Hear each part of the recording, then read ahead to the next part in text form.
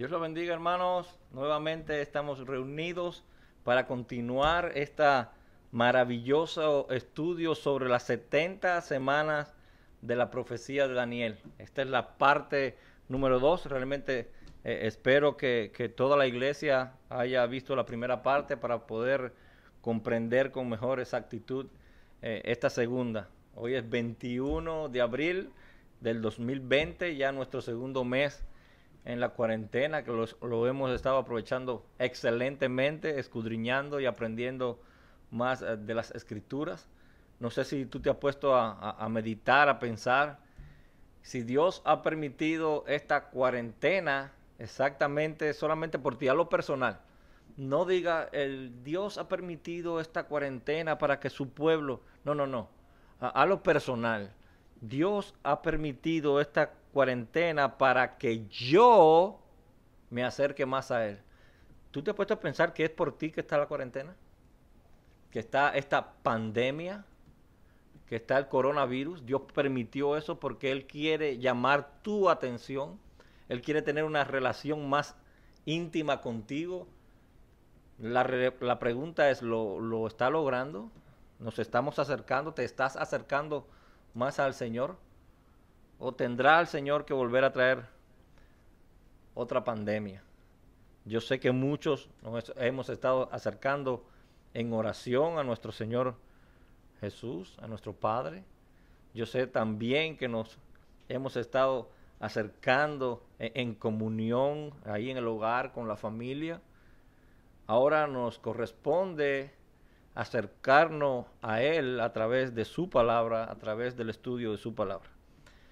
Le voy a pedir que me acompañe al libro de Daniel, capítulo 9, para comenzar nuestra segunda parte, nuestro segundo estudio de esta maravillosa profecía, la profecía de las 70 semanas de Daniel. La primera parte fue, como decíamos, un vuelo de helicóptero por encima de un bosque, mirando de manera general, el tamaño, las dimensiones, el color. Esta vez lo que vamos a bajarnos de ese helicóptero y vamos a ir más específico. Vamos a bajarnos del helicóptero y vamos a entrar al bosque y vamos a estudiar el bosque árbol por árbol. Vamos a orar antes de comenzar. Señor y Padre, honra, gloria, misericordia y alabanza sigan siendo a ti hoy por los siglos de los siglos, Señor. En esta noche está tu pueblo delante de ti, oh Padre eterno, para que tú, a través de tu Espíritu Santo, escudriñe y ilumine tu palabra, Señor, y así nos las haga entender. La deje grabada allí en nuestro corazón y en nuestra mente para que nosotros la podamos poner por obra, por práctica, Señor, para que ella nos transforme, ella nos cambie. Así como tú nos has estado llamando la atención a través de esta pandemia y la cuarentena, también nosotros queremos que nos llamen la atención a través de tu palabra. Oh Señor, la ponemos en tus manos. En el nombre de Cristo Jesús. Amén y amén. Vamos a leer la primero, Daniel capítulo 9, del versículo 24 al 27. Versículos 24 al 27. 70 semanas están determinadas sobre tu pueblo y sobre tu santa ciudad para terminar la prevaricación y poner fin al pecado y expiar la iniquidad, para traer la justicia perdurable y sellar la visión y la profecía y ungir al santo de los santos. Sabe pues y entiende que desde la salida de la orden para restaurar y edificar a Jerusalén hasta el Mesías príncipe habrá 7 semanas y 62 semanas. Se volverá a edificar la plaza y el muro en tiempos angustiosos y después de las 62 semanas se quitará la vida al Mesías, mas no por sí. Y el pueblo de un príncipe que ha de venir destruirá la ciudad y el santuario, y su fin será con inundación. Y hasta el fin de la guerra durarán las devastaciones. Y por otra semana confirmará el pacto con muchos. A la mitad de la semana hará cesar el sacrificio y la ofrenda. Después, con la muchedumbre de las abominaciones, vendrá el desolador hasta que venga la consumación y lo que está determinado se derrame sobre el desolador. Le quiero recordar, hermano, a manera de introducción, que esta extraordinaria, nuevamente, profecía fue la respuesta de Dios a la oración de Daniel que él hizo a favor de su pueblo Israel, cuando se encontraban cerca del fin del cautiverio. Los judíos fueron llevados al exilio por Nabucodonosor, rey de Babilonia, en el año 605 antes de Cristo. Y a través del profeta Jeremías, Dios había revelado que ese cautiverio duraría 70 años. Daniel se encontraba estudiando las escrituras, a pesar de que él era un señor ya mayor y que tenía muchas responsabilidades en el reino persa, porque trabajaba y tenía una alta responsabilidad en el reino persa. Él se encontraba estudiando las escrituras. Si tú me acompañas exactamente al versículo número 1 de este mismo capítulo, versículo número 1 del capítulo 9, 1 y 2, dice: en el año primero de Darío, hijo de Asuero, de la nación de los Medos, que vino a ser rey sobre el reino de los caldeos, en el año primero de su reinado, yo, Daniel, miré atentamente en los libros. Es decir, él estaba estudiando los libros de los profetas, específicamente el profeta Jeremías. El número de los años de que habló Jehová al profeta Jeremías, que habían de cumplirse las desolaciones de Jerusalén en 70 años. En 70 años. Ya habían transcurrido 68 años desde que Daniel fue llevado al cautiverio, siendo un jovencito, por lo que él sabía que el cautiverio estaba llegando a su fin. Él tenía una idea de que ya vendría la liberación pronto, pero él no veía en el horizonte nada que le indicara de que los persas estaban intentando dejar ir al pueblo de Israel, y eso es lo que lo mueve a él a orar y a pedirle a Dios, no solamente por el regreso de su pueblo, sino por la reconstrucción de Israel y porque se vuelva a reanudar la adoración en el templo. Y tan pronto él comienza a orar, Dios le responde a través del ángel Gabriel. El versículo 20 del mismo capítulo 9 dice: aún estaba hablando y orando y confesando mi pecado y el pecado de mi pueblo Israel, derramaba mi ruego delante de Jehová mi Dios por el monte santo de mi Dios. Aún estaba hablando en oración cuando el varón Gabriel, a quien había visto en la visión al principio volando con presteza, vino a mí como a la hora del sacrificio de la tarde, y me hizo entender y habló conmigo diciendo: Daniel, ahora he salido para darte sabiduría y entendimiento. Al principio de tus ruegos fue dada la orden, y yo he venido para enseñártela, porque tú eres muy amado. Entiende pues la orden y entiende la visión. Y este, hermano, es el contexto de la gran profecía, la hermosa profecía de las 70 semanas de la profecía de Daniel. En el versículo 24 comienza, 9:24. 70 semanas están determinadas sobre tu pueblo y sobre tu santa ciudad. Decíamos en la primera parte que la palabra semana viene del plural Shabua, que significa un periodo de 7. Entonces, lo que está diciendo el ángel Gabriel en este versículo es 60 periodos de 7, 77. 70 periodos de 7 están determinadas sobre tu pueblo y sobre tu santa ciudad. Así que debemos de concluir que el ángel se está refiriendo a 70 periodos de 7 años, es decir, 490 años, según ya habíamos analizado esto en la primera parte. Estas 70 semanas o 490 años, Gabriel las divide en 3 porciones. Una de 7 semanas, es decir, 49 años. Otra de 62 semanas, es decir, 434 años. y una última porción de una semana, es decir, 7 años. En total, 490 años. La última porción de una semana, los 7 años, el ángel Gabriel lo divide en dos, 3 años y medio y 3 años y medio.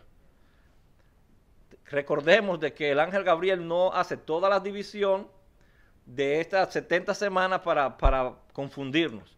Al contrario, cada una de estas divisiones representan un periodo de tiempo sobre el cual la historia de Israel se iba a ir llevando. Primeramente, los primeros 49 años va a ser el regreso del pueblo de Israel a la tierra de los judíos.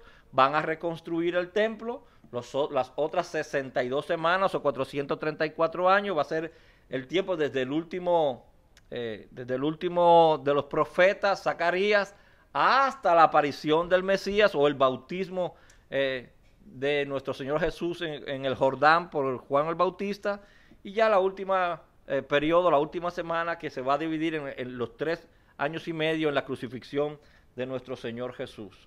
Recordemos también que el centro de esta profecía, decíamos la semana pasada, es evidente que es el Mesías. Y decíamos, si alguien nos pregunta cuál es el centro de la profecía de las 70 semanas de la profecía de Daniel, diríamos de esta manera. Primero, la profecía de las 70 semanas de Daniel se trata de el tiempo de la aparición del Mesías, la obra que llevaría a cabo el Mesías, el rechazo del Mesías, las consecuencias que vendrían sobre Israel por rechazar al Mesías. De eso se trata las 70 semanas de la profecía de Daniel. Primero, el tiempo de la aparición del Mesías. Segundo, la obra que llevaría a cabo el Mesías. Tercero, el rechazo del Mesías por el pueblo de Israel. Y por último, las consecuencias que vendrían sobre el pueblo de Israel precisamente por rechazar al Mesías. El versículo 25 de este mismo capítulo 9 nos lo aclara. Sabe pues y entiende que desde la salida de la orden para restaurar y edificar a Jerusalén hasta el Mesías príncipe habrá tantas semanas. Él es el centro, él es el foco de esta hermosa profecía. En el versículo 26, y después de las 62 semanas se quitará la vida ¿a quién? Al Mesías. El versículo 27, y por otra semana el Mesías, que es el sujeto aquí de la oración, confirmará el pacto con muchos y a la mitad de la semana hará cesar el sacrificio y la ofrenda. Ahora, ya terminamos. Esto fue a manera de introducción, todo esto lo habíamos visto en la primera parte. Terminamos el hermoso viaje que hemos hecho en helicóptero. Vamos a aterrizar y vamos a introducirlo en el bosque para ver o estudiar ese bosque árbol por árbol. Es decir, ya vimos toda la profecía de manera general, ahora vamos de manera particular a verla versículo a versículo. Lo primero entonces que nos llamaría la atención y que no podemos perder de vista es que dice 70 semanas. 70 semanas están determinadas sobre tu pueblo y sobre tu santa ciudad. Todo lo que el ángel le va a decir a Daniel están dentro del marco de estas 70 semanas. Hay 3 divisiones allí adentro, ¿verdad? Sí, es cierto. Pero esas 3 divisiones están dentro de las 70 semanas. Cada una de esas divisiones representa un periodo de tiempo determinado, sí, pero ese periodo de tiempo determinado está dentro de las 70 semanas, en ese marco. Por ejemplo, yo le decía a los hermanos, le ponía el ejemplo de la high school, de los jóvenes. Es un periodo de 4 años, en donde ellos están divididos, que pertenece a la high school. A la secundaria, diríamos en español, en la parte, por lo menos en Cuba, son 3 años nada más. El grado 10, grado 11 y grado 12. Pero el grado 11 está dentro de ese periodo de preuniversitario. El grado 10 está incluido en ese periodo de preuniversitario. El grado 12 está incluido en ese periodo de preuniversitario. Cada vez que uno va pasando de un año a otro, va adquiriendo conocimiento que lo va a ayudar a pasar el siguiente año, pero todos ellos van a estar dentro de ese mismo marco de 3 o 4 años que representan el preuniversitario. De igual manera, vamos a explicar aquí las 70 semanas. Todo lo que el ángel Gabriel le está diciendo a Daniel estará comprendido dentro de ese periodo de 70 semanas. Exactamente con un propósito. ¿Cuál es entonces el propósito fundamental de estas 70 semanas? Lo dice el versículo 24. 70 semanas están determinados sobre tu pueblo y sobre tu santa ciudad. ¿Para qué? ¿Para qué, Gabriel? Para terminar primero la prevaricación, poner fin al pecado y expiar la iniquidad, para traer la justicia perdurable, sellar la visión y la profecía y ungir al santo de los santos. Ese es el propósito de las 70 semanas de la profecía de Daniel. Pregunta: con el conocimiento del contexto general que nosotros tenemos de toda la Biblia y con el análisis panorámico que ya nosotros hemos hecho, que hicimos la semana pasada o en la primera parte sobre las 70 semanas, ¿quién para ustedes cumple todas estas 6 condiciones o todos estos 6 puntos del propósito de las 70 semanas de la profecía de Daniel? No tengo que escucharlo, estoy seguro que todos respondieron unánimes. El Mesías, que es el foco central de esta profecía, es decir, nuestro Señor Jesucristo, cumplió cada una de ellas. Ahora, nuestro propósito hoy no va a ser analizar cada uno de estos puntos, los 6 puntos que aparecen, los 6 propósitos por el cual nos dice el ángel Gabriel vinieron estas 70 semanas, porque si lo hiciéramos de esa manera, sería una predicación para cada punto. Vamos a intentar ir explicando o demostrando que nuestro Señor Jesucristo cumplió cada uno de estos propósitos por el cual dijo el ángel Gabriel a Daniel, que el Señor dijo: 70 semanas están determinadas sobre tu pueblo y sobre tu santa ciudad. Lo que una vez más nos está demostrando aquí es que el problema fundamental de Israel, hermanos, no era que estaba en el exilio forzado en Babilonia. El problema fundamental de Israel tampoco era que no podían regresar a Jerusalén porque Jerusalén estaba destruida y por lo tanto ellos tenían que regresar a reconstruirla. No, ese no es el problema fundamental de Israel. Tampoco era el que ellos no podían llevar sacrificios al templo. El problema fundamental del pueblo judío era la rebeldía y el pecado. Y es el mismo problema que se ha traspasado de generación en generación hasta la actualidad. El pueblo de Dios, hermanos, parece no entender ni aprender la lección. Un pueblo rebelde, desenfocado, entretenido en los placeres temporales que le ofrece el mundo, entretenido en los placeres temporales que le ofrece este mundo pasajero. Si usted puede salir hoy y caminar alrededor y preguntarle a alguna persona, 2 o 3 personas que se topan en la calle, en la tienda, si puede salir de la cuarentena, y le puede preguntar: ¿cuál es tu mayor problema ahora en la actualidad, en este momento? ¿Cuál es tu mayor problema? Algunas personas podrían decir: bueno, mi mayor problema en estos momentos es la pandemia esta del coronavirus. Otros podrían decir: bueno, mi mayor problema es la economía, porque hemos perdido los trabajos y ahora no tenemos casi ni qué comer.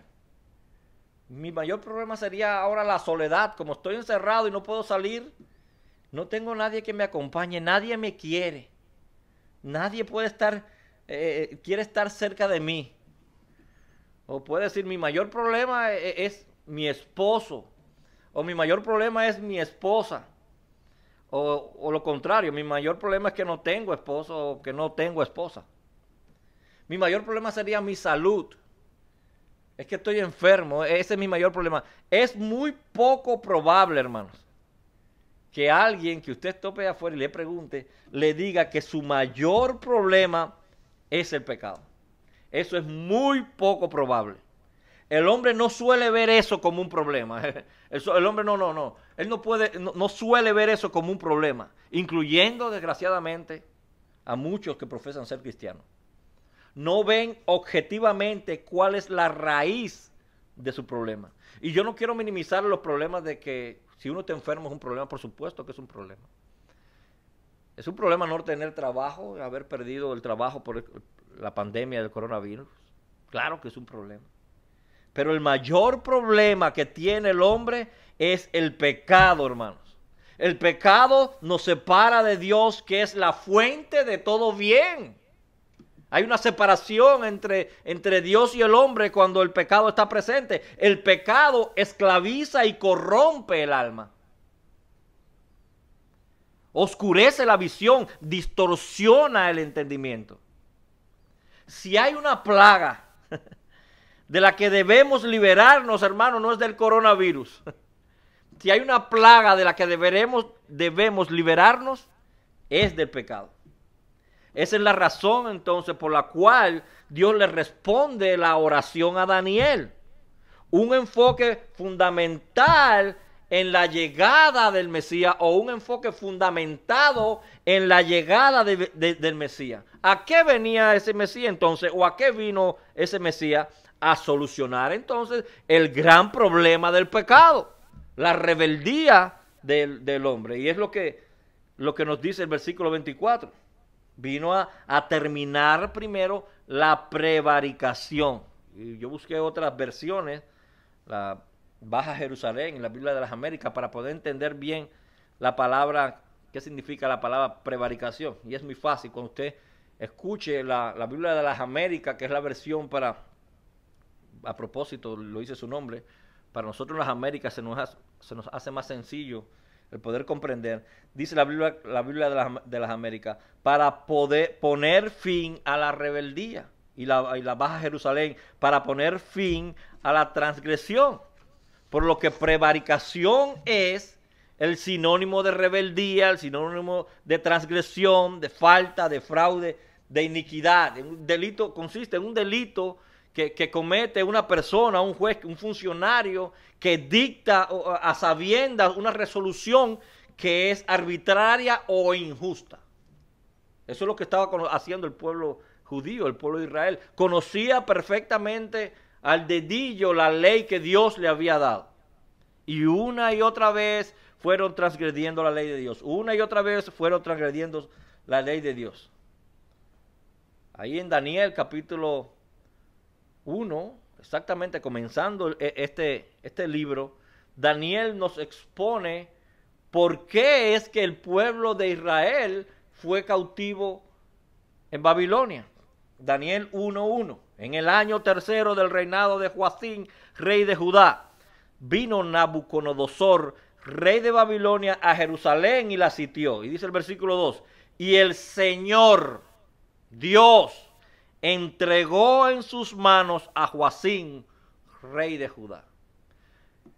Este exilio vino como consecuencia, simple y llanamente, como consecuencia de la rebeldía del pueblo judío contra la ley de Dios, contra Dios. Y Dios, en su gran misericordia y en su gran amor, le permitió que fueran cautivos por los babilonios para ver si ellos podían rectificar. Y después de casi 70 años que está orando allí Daniel, Dios le manda la respuesta con el ángel Gabriel. Voy a mandar a alguien que de una vez y por todas va a acabar con la prevaricación, va a acabar con la rebeldía, va a terminar con el pecado. Una y otra vez, cada vez que el pueblo de Dios pecaba, Dios venía y lo corregía con vara de amor. En Josué capítulo 7, versículo 1, vemos que después que Josué había entrado a Jericó y Dios le había revelado de que no podían tomar nada de allí, y vino un hombre que se llamaba Acán y tomó tomó dinero, tomó unas monedas y se la llevó a su tienda. Después iba el pueblo a la siguiente batalla, a la siguiente guerra y perdieron. Josué rápidamente interpreta de que está sucediendo algo inusual, porque Dios siempre estaba con ellos y Dios siempre les daba la victoria. Él detiene y comienza a orar. Y mire lo que dice el versículo 1 del capítulo 7. Pero los hijos de Israel cometieron una prevaricación en cuanto al anatema, porque Acán, hijo de Carmi, hijo de Cadi, hijo de Sera, de la tribu de Judá, tomó del anatema, y la ira de Jehová se encendió contra los hijos de Israel. Ellos cometieron una transgresión. Ellos sabían que no podían tomar nada porque Dios así se lo había revelado. Y en conocimiento de la ley, ellos violan la ley. El pueblo judío transgredió la ley. Ustedes se recuerdan cuando el juicio a nuestro Señor Jesucristo, mentira tras mentira, para poder juzgar y hallar culpable y poder crucificar a nuestro Señor Jesús. La transgresión de Adán, mire cómo lo dice Pablo en el capítulo 5, del versículo 14. No obstante, reinó la muerte desde Adán hasta Moisés, aún en los que no pecaron, a la manera de la transgresión de Adán, el cual es figura del que había de venir. Adán transgredió. ¿Por qué? Dios le había dicho que no tomara de aquel fruto. Podía comer y podía hacer lo que él quisiera allí, menos de aquel fruto que estaba allí. Y él transgredió en su rebeldía. No cumplió. Conociendo la ley, simplemente la transgredió. Entonces podemos decir que para cometer el delito de prevaricación, nosotros tenemos que conocer la ley para poder quebrantar el mandamiento. Entonces los gentiles no cometíamos ese delito en aquellos tiempos de prevaricación porque no conocíamos la ley de Dios. Es lo que dice Romanos capítulo 4 versículo 15. El apóstol Pablo dice, pues la ley produce ira, pero donde no hay ley, tampoco hay transgresión. No puedes transgredir una ley que tú no conoces. Y lo que quiero decir es que para los gentiles en esa época se le contaba el delito de transgresión porque ellos aún no conocían el mandamiento. Así que el Mesías vino a terminar la transgresión de su pueblo, del pueblo de Israel. Terminar la rebeldía. ¿Para qué más? Dice la palabra del Señor ahí en el versículo 24. Vino a poner fin al pecado. Y el texto, eso es lo que sigue diciendo. A poner fin el pecado. Y poníamos este mismo ejemplo hace una semana. ¿Tú quieres ver lo difícil o lo odioso, si se puede usar esa palabra, que es el pecado para Dios? ¿Cómo Dios mira el pecado? Ponemos en dos manos. Una, el infierno. La paga del pecado es muerte en el infierno. Y en la otra mano, la muerte de su propio Hijo Jesús. Para poder salvarnos a nosotros de ese infierno. Las dos manos de la salvación. Paga del pecado, muerte. Salvación del pecado, la muerte de su Hijo Jesucristo. Pero tenemos la buena noticia, hermanos, que es que Dios nos amó tanto que esa fue la razón entonces por la que Él envió al glorioso Salvador. El ángel, ¿se acuerdan cuando el ángel se le aparece a María y le dice, llamará su nombre Jesús, porque Él salvará a su pueblo de sus pecados? A eso vino nuestro Señor Jesucristo. A eso vino el Mesías, a cumplir exactamente lo que el ángel Gabriel le había revelado a Daniel. A terminar con la prevaricación y a terminar con el pecado. No solamente vino a liberarnos de las consecuencias del pecado, sino del pecado mismo, de esas ataduras que ejerce el pecado sobre el alma del hombre. Miren cómo lo dice el apóstol Pablo en el capítulo 6 de Romanos. Versículo 17. Pero gracias a Dios que aunque erais esclavos del pecado, os hicisteis obedientes de corazón a aquella forma de doctrina a la cual fuisteis entregados, y habiendo sido libertados del pecado, os habéis hecho siervos de la justicia. Hablo en términos humanos, vuelve y nos aclara Pablo, por causa de la debilidad de vuestra carne, porque de la manera que presentáis vuestros miembros como esclavos a la impureza y a la iniquidad, para iniquidad, así ahora presentad vuestros miembros como esclavos a la justicia para santificación. El apóstol Juan también nos narra cómo el Señor Jesucristo hablaba del pecado.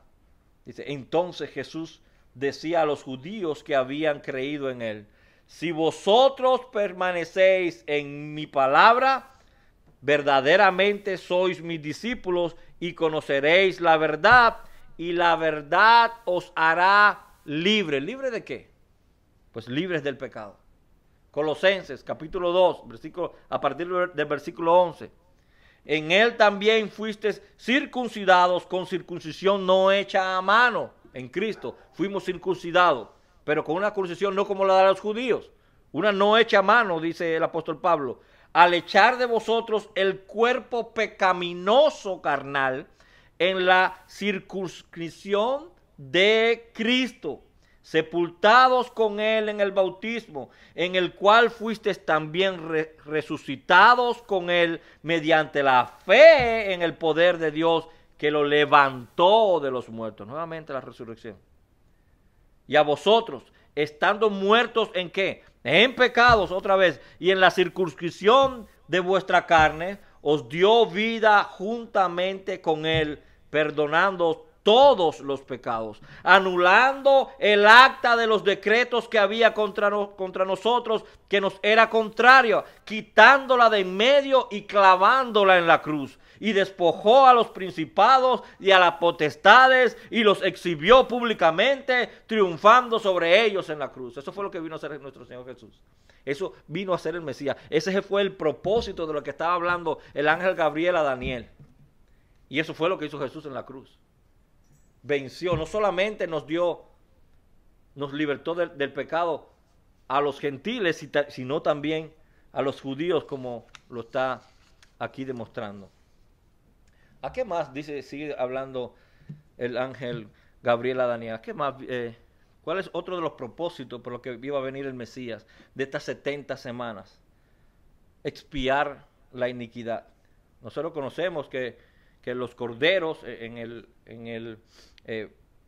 el prototipo, los corderos son el prototipo o el tipo del verdadero cordero de Dios, que es Jesús. Dijo Juan el Bautista cuando lo vio, ahí viene el cordero de Dios que quita el pecado del mundo. Todos conocemos que la palabra expiación es la palabra cubrir. Cuando el hombre entró en pecado, Dios le dio la ley, a través de toda la ley le manda a sacrificar un cordero en las Pascuas, en el día de la expiación, y este cordero lo que va a hacer es cubrir temporalmente el pecado, expiar, todo el pecado en ese momento va a estar en el cordero, en ese cordero pascual, pero no lo quita permanentemente. Por eso tenían que regresar cada año a la Pascua, por eso tenían que regresar cada año al día de la expiación y poner en el cordero era el sustituto del pecado de todo el pueblo de Israel. Por ejemplo, ¿han escuchado hablar del chivo expiatorio? Esta palabra es muy, muy común. Me usaron como chivo expiatorio, como que dejaron caer en mí toda la culpa que era de otros, ¿cierto? Eso es lo que exactamente significa la palabra chivo expiatorio. Yo te voy a pedir que busquemos a Levíticos capítulo 16, versículo 5. El libro de Levíticos, capítulo 16, versículo 5. Levíticos 16. Miren lo que dice así el capítulo, el versículo 5. Están hablando del día de la expiación de los pecados del pueblo de Israel. Se reúne todo el pueblo, se reúnen los sacerdotes, y miren lo que Dios le manda al sacerdote, en ese momento a Aarón, lo que tenían que hacer. Dice, y de la congregación de los hijos de Israel tomará 2 machos cabríos para expiación y un carnero para holocaustos. Y hará traer a Aarón el becerro de la expiación que es suyo y lo hará la reconciliación por sí y por su caso. Primero, ese cordero lo va a sacrificar para reconciliarse él mismo, él y su casa. Luego, dice, después, estamos en el versículo 7, después tomará los 2 machos cabríos y los presentará delante de Jehová a la puerta del tabernáculo de reunión. Y echará suerte a Aarón sobre los 2 machos cabríos. Una suerte para Jehová, para sacrificárselo, para dedicárselo a Dios, y otra suerte para Azazel. Lo que significa es que este otro, todo el pecado de todo el pueblo iba a estar en ese otro macho cabrío. A partir del versículo 21, miren cómo es que funciona. Y pondrá Aarón sus 2 manos sobre la cabeza del macho cabrío vivo, el que se le dio para Azazel, y confesará sobre él todas las iniquidades desde los hijos de Israel, todas sus rebeliones y todos sus pecados, poniéndolos así sobre la cabeza del macho cabrío. Y lo enviará al desierto por mano de un hombre destinado para eso. Lo que tenían que hacer era lo siguiente. El primer macho cabrío se lo dedicaron en expiación, en holocausto para Dios. El segundo, Aarón le imponía las 2 manos sobre la cabeza de este macho cabrío y oraba, y todo el pecado de todo el pueblo era transferido a este macho cabrío. Y después se designaba una persona y lo soltaba en el medio del desierto, donde aquel animal era devorado por los animales, por los lobos y leones que había en aquellos tiempos sueltos. Es lo mismo que hizo nuestro Señor Jesucristo por nosotros. Él llevó en su cuerpo el pecado de todos nosotros, el pecado de su pueblo, tu pecado y el mío. Él lleva la culpa del pecador y entonces el pecador es libre, es considerado justo delante de Dios por él. Eso es lo que dice 2 Corintios capítulo 5, versículo 21. Dice, al que no conoció pecados es Jesús, por nosotros lo hizo pecado para que nosotros fuésemos hechos justicia de Dios en él. Esa es la expiación. Él es el sustituto, él tomó nuestro lugar. Romanos sigue diciendo el apóstol Pablo en el capítulo 5, versículos de 6 al 8, porque Cristo, cuando aún éramos débiles, a su tiempo murió por los impíos. Ciertamente apenas morirá alguno por un injusto, con todo pudiera ser que alguno osaría morir por el bueno, mas Dios muestra su amor para con nosotros en que siendo aún pecadores, Cristo murió por nosotros. Y hay muchos pasajes bíblicos, hermanos, para ir nosotros demostrando de que Cristo cumplió uno por uno de todos estos detalles. Pero tenemos que no podemos ampliar más este punto y seguir al próximo. Porque ya cumplió con terminar con la prevaricación, ya terminó con el pecado en la expiación, y ahora, dice el ángel Gabriel, va a traer la justicia perdurable. Todos nosotros conocemos, hermano, que Dios, a través, otra vez, de la ley y de los sacrificios, le trajo una justicia al pueblo de Israel, a los judíos, pero esa justicia era temporal, porque era a través de los sacrificios, a través de pactos que ellos mismos incumplieron, hasta que Dios dijo, hasta aquí. Por lo tanto, esa ley, esos sacrificios, esos pactos no le traían justificación permanente a los pecadores. Por lo tanto, el Mesías tenía que venir a traer la justicia que era perdurable. Miren, vamos a Isaías. Isaías capítulo 1, un libro que sé que lo están leyendo algunas personas. Y espero lo hayan estado interpretando correctamente. En el primer capítulo del libro de Isaías, versículo 11, dice que Dios a través del profeta Isaías le dice al pueblo, ¿para qué me sirve dice Jehová, la multitud de vuestros sacrificios. Hastiado estoy de holocaustos de carneros y de cebos de animales gordos. No quiero sangre de bueyes, ni de ovejas, ni de machos cabríos. ¿Quién demanda esto de vuestras manos?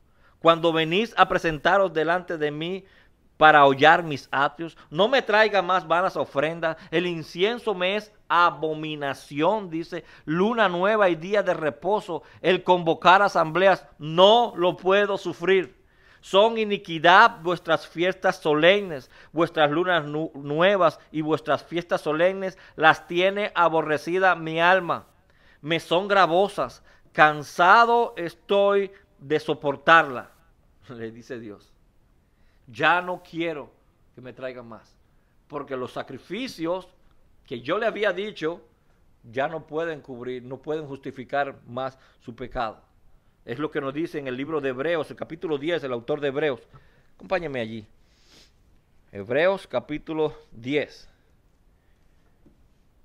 Dice, porque la ley, teniendo la sombra de los bienes venideros, no la imagen misma de las cosas, nunca puede, escuchen, nunca puede por los mismos sacrificios que se ofrecen continuamente cada año hacer perfectos a los que se acercan. El autor de Hebreos dice, no importa cuántas veces tú vayas a llevar un sacrificio, ese sacrificio jamás te va a justificar permanentemente. De otra manera, sigue diciendo el versículo 2, cesarían de ofrecerse. Si te justificaran permanentemente, pues ya no se ofrecerían más.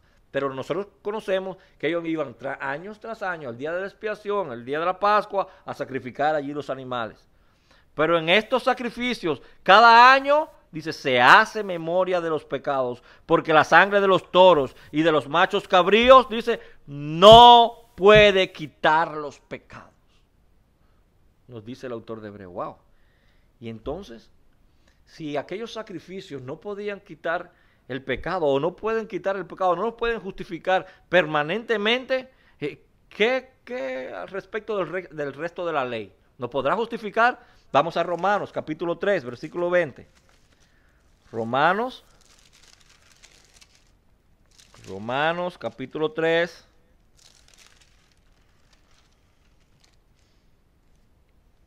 Romanos 3, 20. Dice la palabra del Señor allí. Ya que por las obras de la ley ningún ser humano será justificado delante de él. Por las obras de la ley, hermano, ningún ser humano será justificado delante de él, porque por medio de la ley es el conocimiento del pecado. Y si ya conoces Efesios capítulo 2, que dice que por gracia sois salvos, después nos dice también, no por obra, es decir, no por la ley. La ley no nos lleva a salvación, la ley no nos justifica, la ley no nos quita el pecado. No por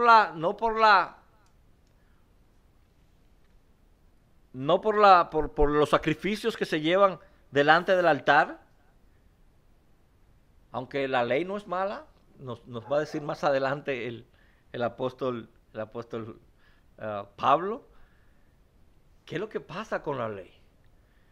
Lo que sucede es que dice Santiago en el capítulo 2, versículo 10, Santiago 2:10, dice que si tú cumples toda la ley, todita, tú puedes cumplirla, todita la ley, y fallas solamente en una tilde, en una coma, fallas en una parte de la ley, te haces culpable de toda.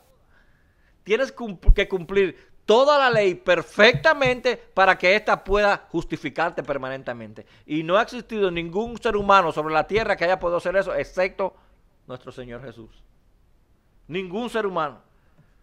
Un ejemplo que ponía un hermano era que si tú mismo te pudieras dialogar con Dios, y Dios te da la oportunidad y te dice, mira, yo te voy a poner 10 leyes, pero te las vas a poner tú mismo, por la cual cuando terminen tus días yo te voy a juzgar por esas 10 cosas que tú mismo te vas a poner. Y tú mismo vas a escribir en aquel papel, Dios me va a juzgar por estas 10 cosas que yo mismo voy a hacer. Al final de tus días saldríamos condenados porque no somos capaces de cumplir lo que nosotros mismos nos proponemos. Incapaces de nosotros poder cumplir con la ley. Dice el capítulo 7 de aquí de Romanos, si vamos más adelante, capítulo 7, versículo 12. De manera que la ley a la verdad es santa y el mandamiento es santo, justo y bueno. ¡Wow! Un momento, me estoy confundiendo, pastor. Hermano, me estoy confundiendo. La ley no me puede llevar a la salvación. La ley no me puede justificar permanentemente. No me quita los pecados. Pero sin embargo, dice el apóstol Pablo que la ley a la verdad es santa. El mandamiento es santo, es justo y es bueno. Entonces, ¿por qué no me puede llevar a la salvación? Nos lo aclara en el próximo capítulo, el capítulo 8, versículo 3 de aquí mismo de Romanos. Capítulo 8, versículo 3. Sigue diciendo, porque lo que era imposible para la ley, dice, era imposible para la ley por cuanto era débil, sigue diciendo, por la carne. Era débil por la carne. No es que la ley en sí es débil, no es que la ley en sí tiene errores, sino que nosotros no podemos cumplir a la ley y por lo tanto ella no nos puede llevar a la salvación. Ese es el problema de la ley. Ella es perfecta, ella es buena, pero por culpa de la carne tuya y la mía, que no podemos cumplirla, ella no nos puede llevar a la salvación. ¿Qué es lo que hace la ley entonces? Nos lleva de rodillas delante de Cristo, porque somos incapaces. Sigue diciendo aquí, porque lo que era imposible para la ley, por cuanto era débil por la carne, Dios enviando a su Hijo en semejanza de carne de pecado y a causa del pecado, condenó al pecado en la carne, para que la justicia de la ley se cumpliese en nosotros, que no andamos conforme a la carne, sino conforme al Espíritu. Es lo que nos está diciendo. Somos justificados, entonces, lo que vino a hacer Cristo es a cumplir lo que tú y yo no podíamos cumplir. La ley no podía salvarnos porque no podíamos cumplirla, ¿verdad? Entonces vino a Jesús a cumplir la ley para que tú y yo en Cristo, entonces tenemos toda la ley cumplida. Él dijo en una ocasión, yo no vine a abolir la ley, por si alguien dijo, no, eso era época de la ley, yo no tengo que ver con... No. Él no vino a abolir la ley, él vino a cumplirla. Porque si él no la cumple, nos deja a nosotros en pecado y en muerte. Él vino a cumplir la ley totalmente para que tú y yo en él también la hayamos cumplido. Dios nos mira con el lente a través de nuestro Señor Jesús. Y entonces nos dice en Romanos 5.1, justificado pues por la fe, tenemos paz para con Dios por medio de nuestro Señor Jesucristo. Versículo 1. Justificado pues por la fe, tenemos paz para con Dios por medio de nuestro Señor Jesucristo. Y si leemos cómo eran justificados entonces en el Antiguo Testamento, hermano. Porque ahora me confundí, porque si es por Cristo, ¿cómo pudo haber sido justificado aquellos hermanos del Antiguo Testamento? ¿Cómo? Bueno, nos lo aclara el apóstol Pablo aquí en el capítulo 4, dice, ¿qué pues diremos que halló Abraham nuestro padre según la carne? Porque si Abraham fue justificado por las obras, tiene de qué gloriarse, pero no para con Dios. Porque ¿qué dicen las escrituras? Creyó Abraham a Dios, escuchen, creyó Abraham a Dios y le fue contado por justicia. ¿Cómo fue justificado Abraham en el Antiguo Testamento? ¿Por la circuncisión? No, dice, creyó por fe. Creyó Abraham a Dios y entonces esto le fue contado por justicia. Sigue diciendo este capítulo 4, pero el que obra no se le cuenta el salario como gracia, sino como deuda. Si usted trabaja, el salario no es una gracia que le están dando, es una deuda que tienen. Es una deuda que tienen para usted. Pero sigue diciendo el apóstol Pablo en el versículo 5, mas el que no obra, sino que cree en aquel que justifica al impío, su fe le es contada. Escuchen, hermano, su fe es contada por justicia. Como también David habla de la bienaventuranza del hombre a quien Dios ha dado justicia sin obra. Sigue diciendo Pablo aquí, versículo 9. ¿Es pues esta bienaventuranza solamente para los de la circuncisión? Es decir, solamente el apóstol Pablo. Y él dice, ¿es solamente para los judíos o también para los de la incircuncisión? O es decir, para los gentiles. Porque decimos que a Abraham le fue contada la fe por justicia, ¿verdad? Es lo que está hablando Pablo. ¿Cómo pues le fue contada? Sigue diciendo, estando en la circuncisión o en la incircuncisión.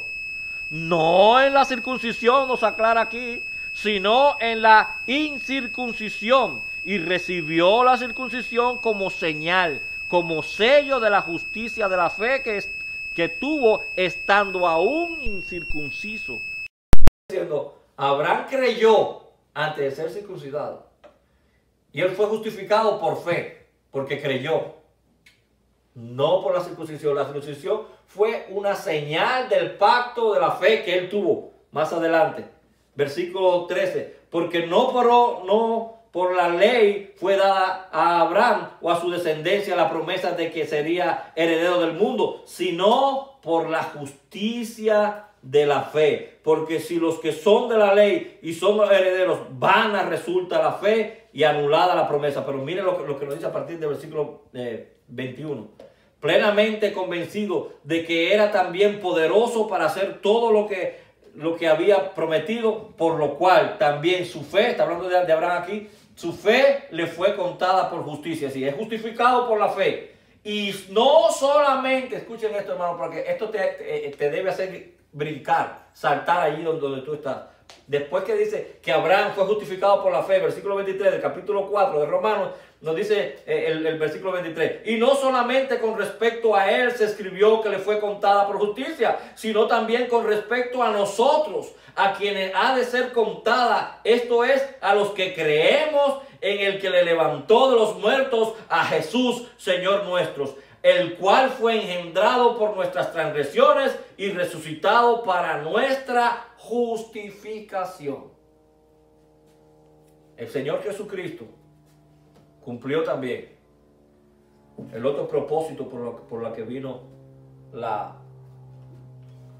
70 semanas de esta gran profecía, que fue traer la justicia perdurable. Dice que cuando Él ascendió, que se le dio un nombre que es sobre todo nombre, y se sentó a la diestra del Padre. Él nos justificó permanentemente por la fe en nuestro Señor Jesús, por la fe en Él. Y tú puedes ser partícipe, te puedes ser propietario de eso hoy. Pero no solamente no puedo seguir abundando aquí, porque nos quedan dos más. ¿Cuál es otro propósito de la ley? Dice que vino a sellar, esta no la voy a hacer un poquito más rápido. Vino a sellar la visión y la profecía. Nuestro Señor Jesucristo, hermano, vino a cumplir todas las profecías que fueron dadas en el Antiguo Testamento a través de cada uno de los profetas en Él. La cumplió todas, hermano. Es lo que le dijo a los discípulos que iban camino de Maús. Es lo que le dijo a los discípulos en aquella noche cuando Él le apareció 2 veces allí en el aposento, cuando estaban orando allí intranquilos. Le dijo, era necesario que todo esto se cumpliese, todo lo que hablaron los profetas a través de todo el Antiguo Testamento, era necesario que se cumpliese en mí. Era necesario. Nosotros no necesitamos más profecías o nuevas revelaciones. La revelación está totalmente en la palabra de Dios, inerrante. No tiene errores la Biblia, hermana. Hermanos, y ella es suficiente para tu salvación, es suficiente para tu caminar en santidad. Es suficiente, no necesitamos más nuevas revelaciones. Mira lo que nos dice Hebreos, capítulo 1. El mismo autor de Hebreos que veníamos hablando ahorita de la justificación, ahora nos dice, abriendo en su primer versículo, Dios, habiendo hablado muchas veces y de muchas maneras en otro tiempo, ya no ha hablado muchas veces y en otras maneras, en otro tiempo, a los padres por los profetas, dice que habló en el pasado por los profetas, dice, en estos postreros tiempos, en estos postreros días, nos ha hablado por el Hijo, a quien constituyó heredero de todo y por quien asimismo hizo el universo. Él cumplió todas las profecías, hermanos, y dejó a los apóstoles como el cimiento que nosotros debíamos seguir en la fe. Colosenses capítulo 2, versículo 8. Mirad que nadie os engañe por medio de la filosofía y huecas sutilezas, según las tradiciones de los hombres, conforme a los rudimentos del mundo, y no según Cristo, porque en Él, en Cristo, habita corporalmente toda la plenitud de la deidad. Escuchen esto. Y vosotros estáis completos. Dice aquí Pablo, vosotros en Cristo estáis completos. Tú no necesitas, nosotros no necesitamos una revelación nueva. Nosotros no necesitamos nuevos profetas. Él es la cabeza y principado, dice en Colosenses. Efesios capítulo 2 a partir del 19. Así que ya no somos extranjeros ni advenedizos, sino conciudadanos de los santos y miembros de la familia de Dios. ¿Edificados sobre qué? Sobre el fundamento de los apóstoles y profetas. Edificados sobre el fundamento de los apóstoles y los profetas que ya tuvieron en el Antiguo Testamento, siendo la principal piedra del ángulo Jesucristo mismo, en quien todo el edificio bien coordinado va creciendo para ser un templo santo en el Señor, en quien vosotros también sois juntamente edificados para morada de Dios en el Espíritu. Tú y yo no necesitamos nuevas revelaciones. La palabra de Dios está completa para tu crecimiento espiritual, dice el apóstol Pablo a través del libro de los Efesios. Allá cuando está Juan viendo las visiones en el Apocalipsis, versículo 21, dice que él está describiendo a la iglesia. Él la ve como una ciudad y comienza a describir la iglesia. Y dice que esta iglesia, versículo 14 del capítulo 21, dice, y el muro de la ciudad tenía 12 cimientos. Escuchen. Y sobre ellos los 12 nombres de los 12 apóstoles del Cordero. Jesús le dio autoridad a ellos para escribir todo el resto del Nuevo Testamento que tú y yo tenemos sellados aquí. Y por si a alguien se le ocurría, él escribe en el capítulo 22, terminando toda la Biblia, el apóstol Juan otra vez dice, y si alguno quitare de las palabras de este libro, de esta profecía, Dios quitará su parte del libro de la vida y de esta santa ciudad y de las cosas que están escritas en este libro. Si quita y si añade, se le van a añadir las plagas que están también en esta profecía. En 1 Timoteo capítulo 3 versículo 15 vuelve y dice, para que si tardo, dice el apóstol Pablo a Timoteo, para que si tardo sepas cómo debes conducirte. ¿A dónde? ¿A dónde, hermano? En la casa de Dios, que es la iglesia del Dios viviente, columna y baluarte de la verdad. Yo sé que hay muchas personas por ahí que dicen ser profetas y andan ordenando profetas. Me enteré yo no sabía eso, de que hay una iglesia, no sé por qué otro país, que tienen una escuela de hacer profetas. Es increíble. Nosotros no necesitamos, hermanos, no necesitamos otras profecías. Todas las profecías han sido cumplidas en la palabra de Dios. Y vamos a terminar con el último propósito de estas 70 semanas de la profecía de Daniel, que dice, ungir al santo de los santos. Y lo que el original está diciendo es ungir a la santidad de las santidades. Y voy a hablar rápidamente de dos interpretaciones de esta palabra. Ungir al santo de los santos. Yo comparto la primera. La segunda, las dos son bíblicas. Las dos tienen apoyo bíblico. Le voy a decir primeramente la que nosotros creemos. Nuestro Señor Jesucristo comenzó su ministerio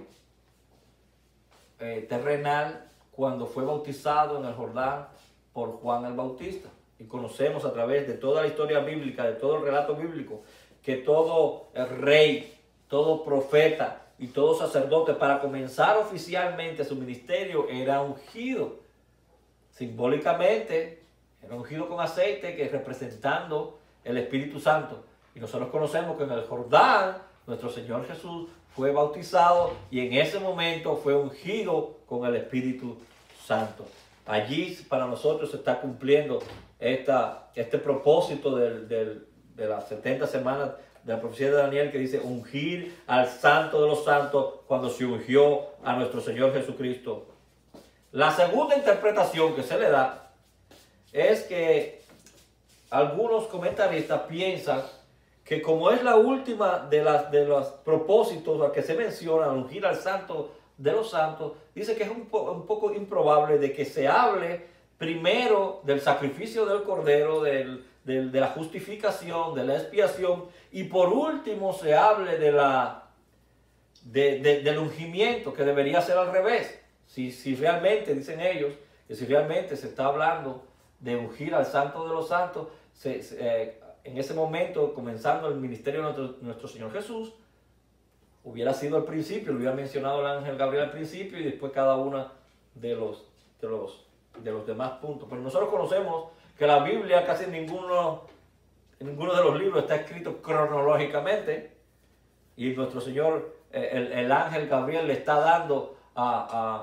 al pueblo judío que iban ellos a tener en un tramo de la historia de su historia. Entonces ellos piensan que el ungimiento al que se está refiriendo aquí es cuando vino el Espíritu Santo en el Pentecostés y unge a la iglesia. Yo realmente, también tienen muchos textos bíblicos, dice que la iglesia, la casa de Dios, ya lo vimos ahorita en Colosenses, tienen muchos puntos para defender esta teoría. Pero yo no creo que se esté refiriendo a la iglesia, porque la iglesia se enfocaría más en nosotros. Y dice Gabriel, ungir al santo de los santos, a la santidad de las santidades. Y si ese no puede ser otro más que Dios. No la iglesia, no puede ser otro más que Dios. Ungir al santo de los santos. Amén. Aquí hemos visto, hermanos, entonces, el cumplimiento en nuestro Señor Jesucristo, en el Mesías, cada uno de los propósitos por la cual el Dios reveló a Daniel a través del ángel Gabriel esta hermosa profecía, todas cumplidas en nuestro Señor y Salvador Jesucristo. Para la semana que viene, si Dios nos lo permite, vamos a entrar con la tercera parte, ver el cumplimiento a partir de los próximos versículos de esta hermosa profecía, exactamente cómo el pueblo de Israel regresó a su tierra, cómo ellos restauraron Jerusalén, cómo comenzó nuevamente ahí el culto y cómo se cumplió a través de la historia entonces la crucifixión de nuestro Señor Jesús y la última parte de la profecía. Dios lo bendiga. Vamos a orar. Señor y Padre, que la honra, la gloria y la misericordia sigan haciendo a ti hoy por los siglos de los siglos. Señor, usa esta palabra para cambiar los corazones de los que me están escuchando. Usa esta palabra para cambiar mi propio corazón. Usa esta palabra, Señor, para que las familias sean transformadas. Usa esta palabra, oh Padre eterno, tu palabra, tu santísima palabra. Usa para transformar nuestras vidas. Para, Señor, terminar no solamente con lo que ya el Mesías, tu Hijo Jesucristo, hizo en este periodo de tiempo de 490 años, sino para que todo el mundo reconozca, oh Señor, que tú eres Dios y estás sentado a la diestra de tu Padre y que un día tú prometiste que ibas a venir de vuelta por tu iglesia, por tu esposa, por tu amada.